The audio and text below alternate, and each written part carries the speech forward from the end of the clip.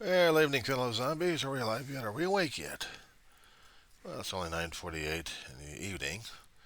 And it's still the Wednesday of the 13th of March, 2024. Now, me being the Weaver John C. of Roseman, California, doesn't help him damn. But I'll say it anyway. Does it help any? Okay. Shout out to Artists in Recovery and also Bo of the Fifth Column. I came across a news article. I was kind of scratching my head on this one here. And I went on a political independent situations over there talking about Denver, Colorado. One of the school districts in there are talking about, or actually probably the city itself, was considering putting up a city ordinance to banning sodas from schools, at least for the menus. Just leave milk and water, and maybe juice. But and in this particular website I was looking at, I'll probably put the link in there anyway. Uh, you had Fox News talking about this, and they're laughing it up on this one, which made the commentator of the political channel I was watching having a conniption fit over this situation. Let me see if I can get that information there for you. Okay, Rebel HQ. No, take that back. Scratch, scratch, scratch, scratch, scratch. No, didn't want that one, didn't want that one. Where was I seeing this one? The Majority Report by Sam Cedar. Okay, that was the one. He and his cohorts were laughing up a storm because they were going after Fox News, chatting and laughing up, either trying to say the pros or cons about banning sodas in school because of certain health conditions or something else. And I had to look at it. I had to look at the story ideas that they were talking about in this one. MSN.com had a story written up a few days ago. It said proposed legislation in Denver would offer only milk or water on kids' menus instead of sodas. And I kept trying to think back when I was going through school, K through 12, 12 plus. Uh, Elementary school, there was no sodas. There was chocolate milk, there was regular milk, there was orange juice, and there was water from lead pipes. That was LA Unified School District for you.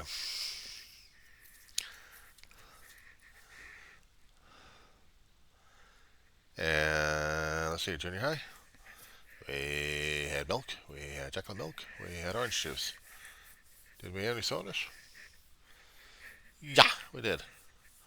But only in the machines that are in the cafeteria area, and maybe, if there was one, out by the PE area. And that was back in the 80s on that one, between 79 and 80. And then again into high school, John F. Kennedy High School in Granada Hills, California.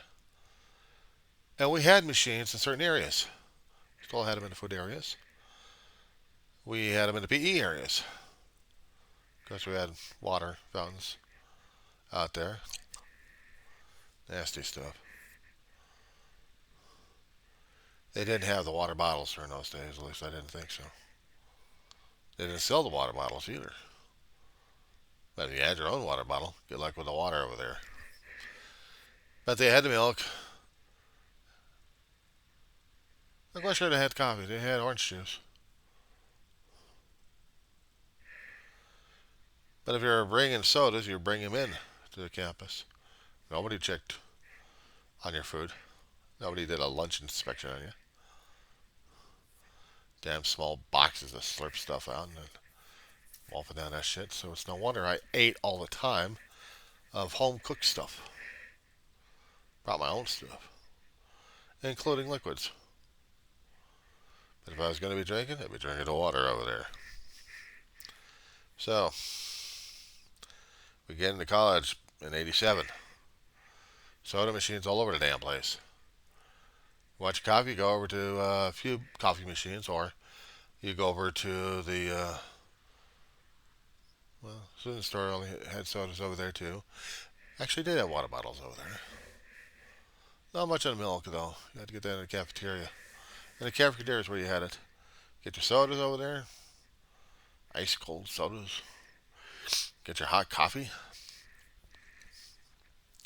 and get whatever kind of liquids that you're going to get, except for the alcohol. No alcohol on the campuses at all on any campuses, unless you're going to be smuggling that stuff in. And if you did, oh boy, if you're a student, you are automatically subject to searches in your lockers for any contraband items, prohibited like crazy. That would include if you had brought alcohol or narcotics of any sort. If it was prescribed, you still had an issue with that damn thing. You had to get it cleared through the medical office, nurse's station. You had to have a note with you, just in case you get pulled. Show the paperwork, cleared. When it came down for sodas, they didn't do the strong arm tactics on this one. They didn't look at it and just say, "Hey, what do you think you got there? What are you doing?" I'm just drinking a soda. Don't you know it's got excessive caffeine and sugar? You can't have that. Nobody ever did that. Nobody ever did that. Walk around rotten teeth, and they didn't look at you and say, "Hey, you got rotten teeth. You're not supposed to have rotten teeth. Hey, you're fat. What's going on?" Nobody ever did that. But these days, we want to make sure that kids are healthy enough these days. Okay, fine. I understand that. And I wrote an article of a posting and put it on my own page on this one here. I made a little bit of an argument, probably for fun, but also I was trying to say something of the message on this one here. I'm going to see if the system will allow me to pull that thing back up. After hearing what these guys were snickering and talking about, I mean, I posted it on their own page, but I also wanted mine on my own page, so I had to say something. I had to say something. There was no way in hell I wasn't going to say anything about this damn shit. So, here we go. You go to the community tab. Did I put a study on the community or did I not? Here we go. Community published. Okay. Okay, so this is what I put on there. Denver is proposing to ban sodas in schools. Fox News went nuts over it. Here's my take in a posting talking about this issue. And I go to say that back in the 80s, high schools had soda machines, and they did. At least LA Unified School District had. In my area, they had. I don't know about anything else, but I just made a general association on that one there. So,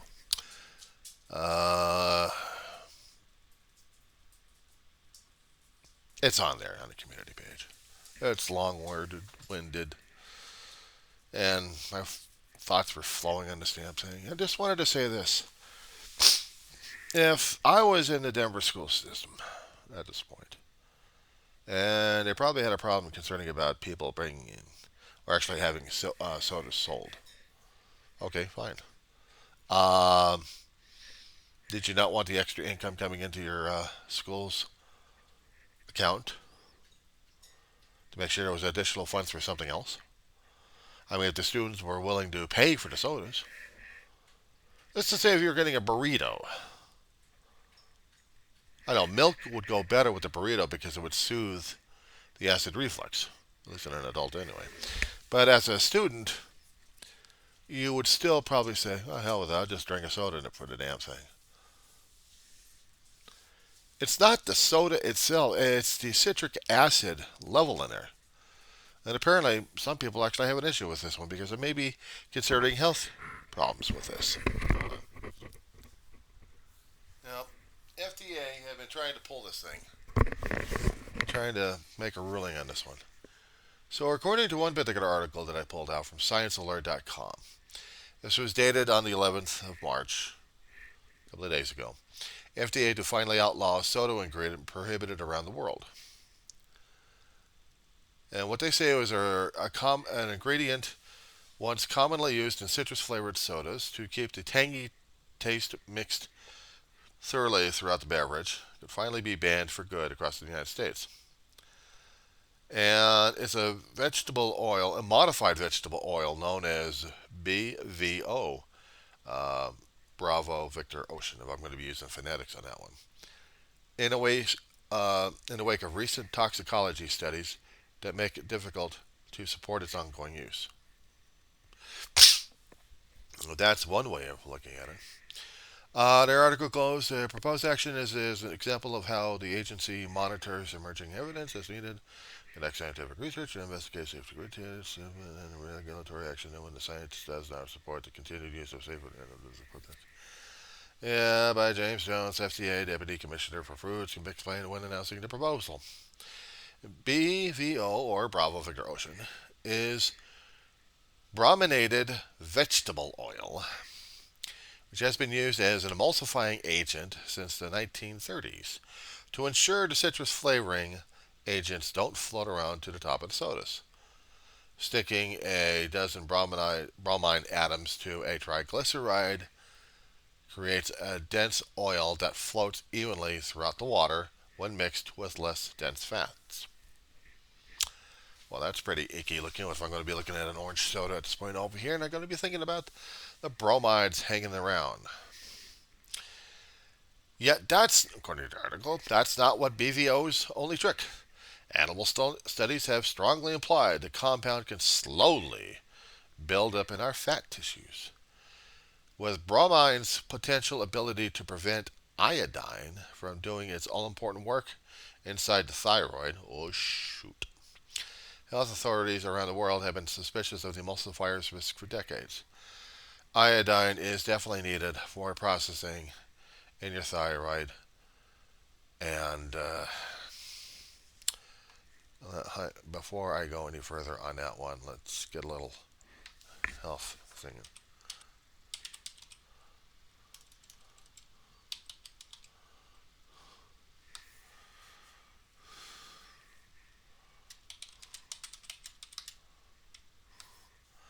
Okay, iodine. They're talking about this stuff. According to Healthline.com, 10 uses for iodine. Do benefits outweigh the risk? Well, it's either that or go to another line itself. How about go to the clevelandclinic.org? I mean, that's a little bit more better on that one, I think. So, iodine. Um, we're talking about iodized salt. Salt is needed for regulation in the body, but too much salt can actually increase fluid intensity and fluid intake left and right, which puts pressure on the heart. Too much salt is not allowing the fluid to flow evenly throughout your system, but we do need salt for regulations, but very little of it sometimes. What does it do according to the house.clevelandclinic.org concerning about benefits of iodine? It says it supports thyroid health. It regulates the body temperature, brain development and mental activity, breathing, heart health, and metabolism ingestion. Okay, fine. We'll go through a lot of salt then. No. Because, listen to this one here, boys and girls. Body can't make thyroid hormones without iodine. The amount of iodine in your system can affect how much thyroid hormone your thyroid produces, basically. Thyroid gland, part of your endocrine system, traps iodine in your system and turns it into a thyroid hormone. If the body makes too much of the hormones, hyperthyroidism, or too little, it can affect critical body functions. If you develop thyroid disease or thyroid cancer, iodine can help in a few ways. It lowers the risk of goiters, which is a large thyroid gland, manages hyperthyroid. It also can affect heartbeat, sleep issues, weight loss. What I'm looking for is How much iodine do we actually need for our own bodies? Recommend daily allowances. They say about 110 micrograms.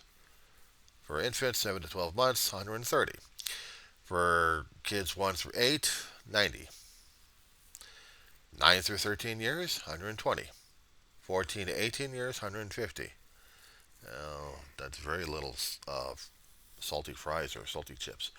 Adults, 150. Pregnant people, 220. And breastfeeding people, 290. Now, here's the thing what gets to me. This is what gets to me is what happens if you have too much of the damn stuff going through your system? Inflammation, cancer, toxicity, hyperthyroid, goiter. Uh, it's basically health issues regarding the damn heart and what your thyroid controls. Okay, question: what does the thyroid control? Oh, good lord, you had to ask for that one.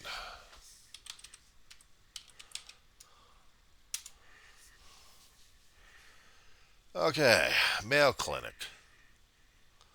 Or shall we go back to the Cleveland? Yeah, clevelandclinic.org. Okay, that works.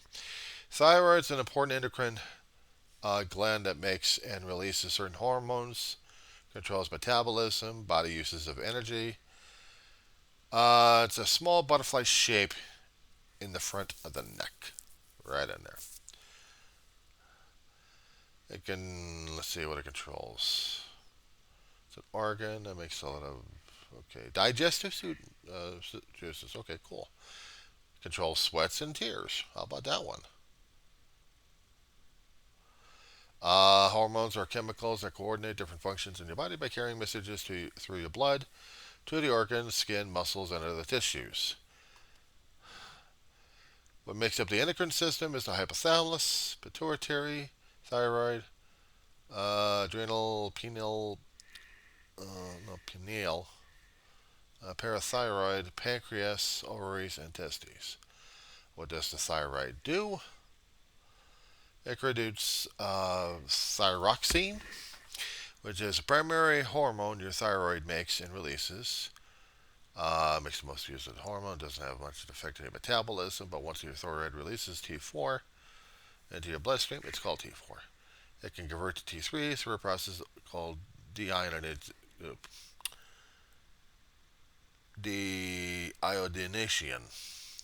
Okay, T3. Trilodothyronine.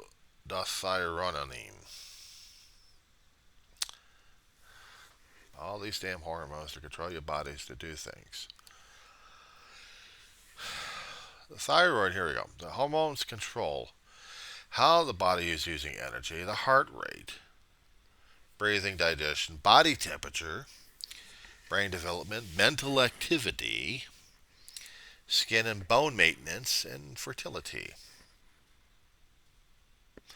What gets to me is the damn heart rate and the breathing, maybe the digestion and the body temperature. Brain development, I'm not quite sure about that one, or mental activity. What other glands and works with the thyroid? Let's see. Cardiovascular goes with it. Nervous system, digestive system, reproductive. Well, good lord. So with too much iodine, your cardiovascular system will be going screwed up like crazy. Nervous system would be going twitchy like crazy. Thyroid ain't working. How about you getting numbness or tingling, pain, or sense of burning in affected parts of your body? Hyperthyroid can also cause depression and also cause anxiety. Well, from looking at blood work, it'll tell you that one. I gotta go for a damn shot anyway. Get some blood out of here. And watch, they'll tell me, John, you've got hyperthyroid problems. You know what this means? I gotta be put on medications for this shit. My digestive system will be affected by this. My nervous system is the thing that's going to be screwing me up, and not to mention my damn cardiovascular system. They're probably going to tell me, you're eating too much salt. Well, I'm also taking bananas. Does bananas help? Let me see.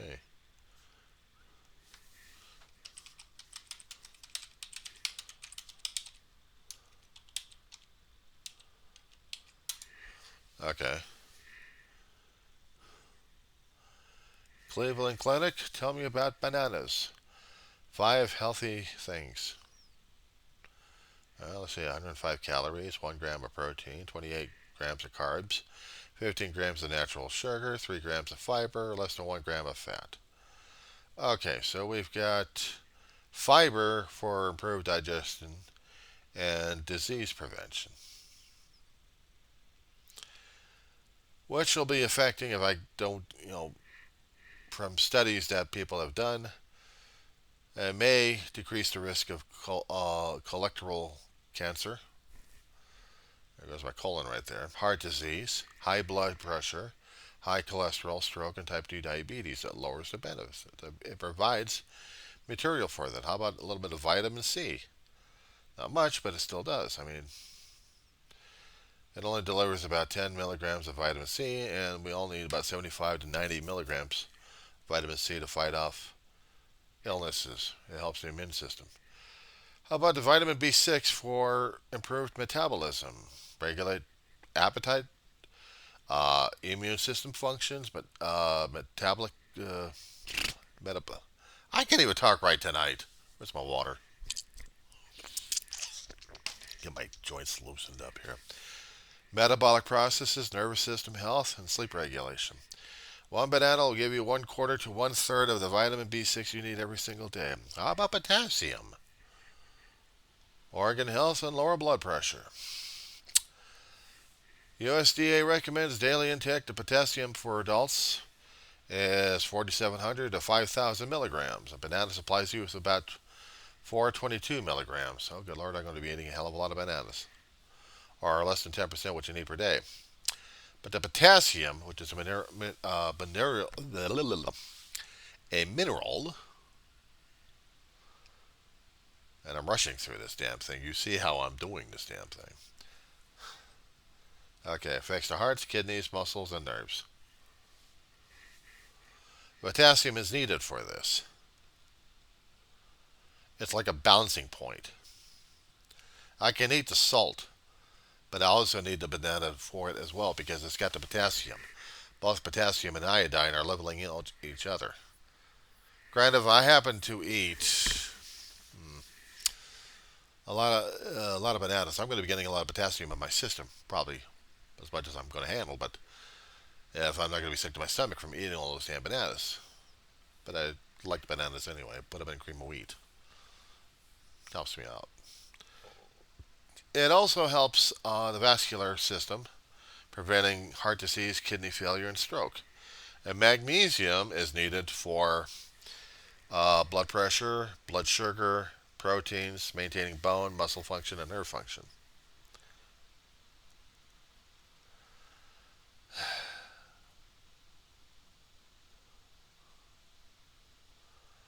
And the thing of this, I still like eating the damn stuff. I don't care what they're saying about bad or good things about bananas. I like bananas.